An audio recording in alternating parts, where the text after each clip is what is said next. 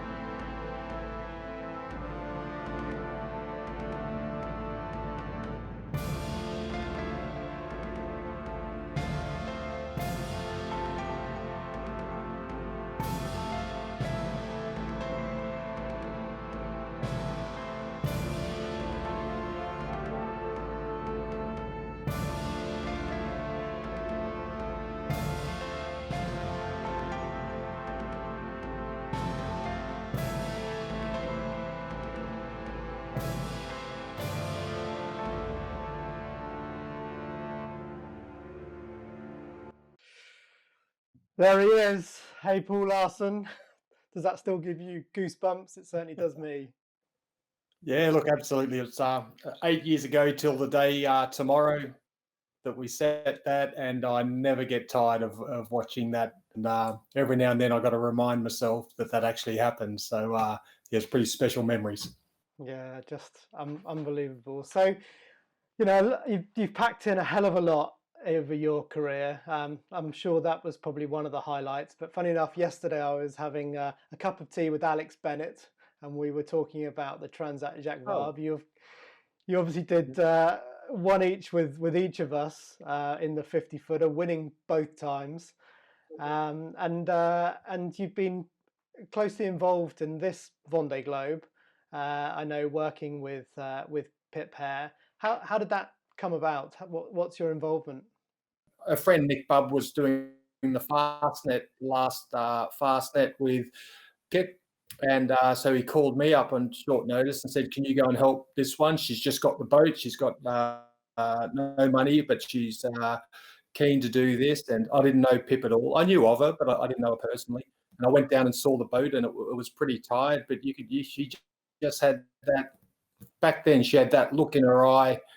She's going for it. She's sailing an incredible race in an older generation boat. How do you think she's going so far?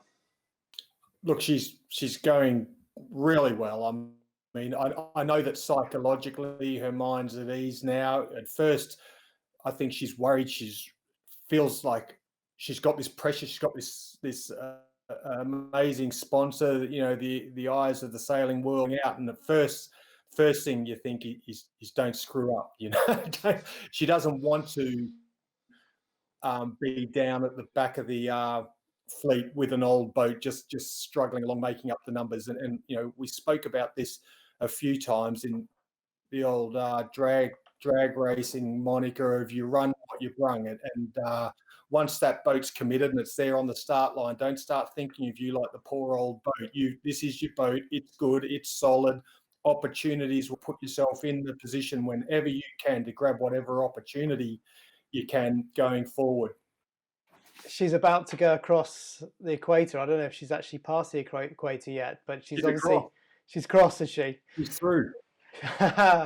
So, I'm guessing she's now, into some relatively stable conditions. You said she's found her rhythm. A chance to kind of really get to get comfortable with the boat before the South? Is she ready for the South? I think so. I mean, it's a grand adventure. If you haven't been there before, the whole race. I mean, it's hard to believe. What was it? Bit over 2 weeks ago, we stepped off that boat, and we've done all this stuff since. And she's been sailing that boat every second, every day. And now she's only just across the equator, and she's got this, this amazing descent into this what's like another world when you get down in that Southern Ocean, and she's got all that ahead of her. She'll be fine, and I'm going to enjoy watching her experiencing that on that boat. It's a tough boat. It's a simple boat. So speaking of repairs, I've got a little video here of Alex, which he posted this morning. Let's just watch this, and then we'll perhaps catch up about what you think his chances of making these repairs. Something wasn't feeling very right, and I was checking around the boat, and I found a problem in the bow, a structural problem, and it's fairly significant. And I will attempt to show you the repair now. It involves going through that tiny little hole, which I hardly fit through. So I'll take you in there, show you the repair quickly, or show you what I'm going to have to repair. Okay, so we're going through the hole. And through the hole, you can see in here how the structure of the boat works. You've got a large longitudinal in the center there, that's full height, that goes all the way up to the deckhead there, and it runs all the way forward to the crash bulkhead. You can see ring frames there, and let's go inside. Okay, so I'm through the tiny hole. It's horribly hot in here and humid, and it's not easy to move around, but I'll attempt to show you what's going on. So when I came up here yesterday, this is what I found, and I've marked everything out. So you can see now that that this central longitudinal is broken in several places. It's broken. You can see it cracked here. In fact, it's this taping's off the hull there. This cap is broken here. It's not attached anymore. Cracked across here. But that's not it. When we turn around, unfortunately, it's also broken. You can see it's broken here. The cap is broken here. It's broken all the way through here. It's also busted there. It's cracking here. Further up, we can see it's broken through here. So the good news is that we carry so much materials on board to fix this kind of thing, from C-plate, solid carbon, panels, and even girders. So we've got plenty of material to be able to fix it. The other good news is I'm not in the Southern Ocean. I'm in the middle of the St. Helena High, so I've got really good conditions to be able to do the job. And the other good news is I feel super positive and happy to crack on, get this job done, and get back in the race as soon as possible. So don't feel sad. I'll try and keep you updated along the way. It could take another day or so to do the repair, and the engineers and designers are absolutely confident the boat will be as strong, if not stronger, than before. What do you think of that? I mean, you're obviously a boat builder. You're someone who understands composite structures. For a couple of things. It's worse than I was expecting in the scale of it. I thought it might have popped off a few, beams at the joins or something. But to see it crushed in a number of places, that's a bit of a worry. You never know when something fails like that on a thoroughly engineered, highly loaded structure like that. The first concern becomes, where did that load then dissipate to that wasn't meant to take it? So looking at the damage we're looking at there, if he can repair it, I'm no doubt he can do good repairs on those bits. They're inside. He can access both sides of the laminate and get to it. As he mentioned, he's geographically in a good spot. That's interesting. It's a shame it's happened. I don't think for a lot of us, it's not a massive surprise that he's had a problem. He's done some good miles, but he hasn't done the Shirel miles or some of those other races, and it's and we know it's a maxed out, top of its game. So I like his attitude. He's I like the message he's putting out there. I'm sure if he says that, I'm sure his team do think they can get a handle on it, and I certainly hope that's the case. Yeah. It's Okay. a long one. We've still got 21. So, Yeah, it's that's good to get your take. Let's have a quick look at the race tracker. Pip's just gone across the equator. What do you think of the other boats around her? She keeps popping out ahead of a little group. She's hanging on tooth or nail, and she just keeps nibbling a mile here and a mile there, and it's been impressive to see. But I don't think this will be the boat's strength on this leg. But we just say go fast to the mark, just keep it clean, stack it as you can, and just head down. The wind looks fairly established. The trades down on that side look pretty good for what she's seeing. What the other guys are dealing with down in the south there, that's a real dog's dinner down there. Quick look at the forecast, and I've drawn a few through a few diagrams on there to help explain things. But yeah, you're right; it's a complete dog's dinner at the bottom. And what happens if we look at the forecast over the next week is that these two high pressure cells become one big high pressure. And actually, for the boats where Pip is, their route down through the South Atlantic may be much more straightforward with the high pressure reforming. The reason why I've drawn in the ice limit is this is a line, an imaginary line, which the fleet aren't allowed to go south of. And the thing is with the St. Helena High, I mean, my view is it's a long way south.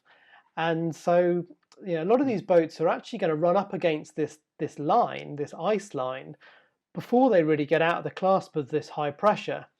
And that, to my mind, makes, for the lead group, a quite slow couple of weeks or slow week ahead. Because whilst they can dive south, they're then up against this ice gate, which is going to keep them in the high pressure. And the high pressure seems to get swept around South Africa, which they tend to do. So, maybe we'll see the back markers closing in. 24 hours time, there's still this little low pressure cell here, still a bit of a gap to get through, maybe for Thomas and Charlie. And then the second high pressure, I'll just get rid of some of these shapes. The second high pressure is starting to become more dominant, pushes out the low. And then finally, we've got it, as one single high pressure. But of course, look how far south it is, and right up against that ice limit, which will put them all in quite light breeze as they're trying to get round it. And of course, the back markers are all going to be piling down with the trades. Well, the lead two are trying to fight their way on through like these narrow threads of breeze in between those mixed systems there at the moment, and the boat's a bit further back. Sometimes those opportunities will close up.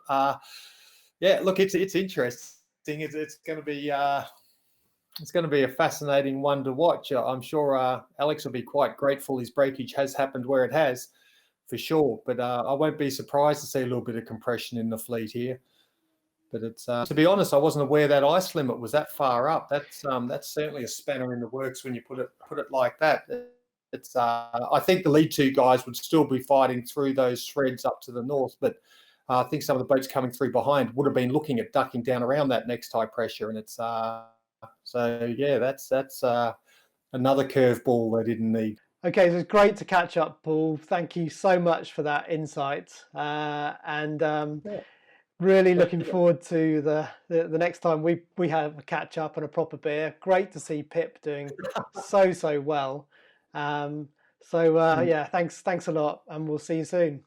So that was Paul, and absolutely, huge amount of knowledge. Great to catch up with him, and I'm sure he's going to be watching this development with the high pressure very, very closely over the coming few days, and maybe there's a chance that some of these old boats are going to get back in there right up behind the foilers before the Big South hits. Thanks very much, everyone. It's been great fun, and we'll be back tomorrow for another day. Cheers. Bye-bye.